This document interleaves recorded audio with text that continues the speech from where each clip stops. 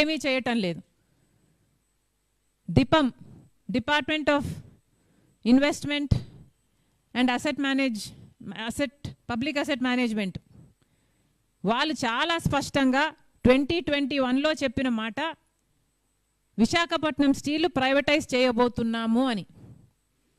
2021లో ఆ మాట చెప్తే ఇటీవల మొన్న జరిగిన పార్లమెంటులో అంటే ఏప్రిల్లో దానికి సంబంధించిన మంత్రి చెప్పిన మాట ఆ నిర్ణయం నిలబడుతుంది.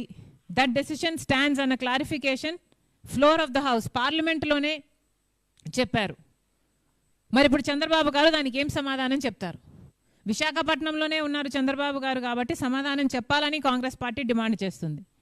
పవన్ కళ్యాణ్ గారు కూడా సమాధానం చెప్పాల్సిన అవసరం ఉంది. సేల్లో విలీనం చేయాలి, అవసరమైతే ఢిల్లీ దాకైనా వెళ్తాం అన్నారు పవన్ కళ్యాణ్ గారు.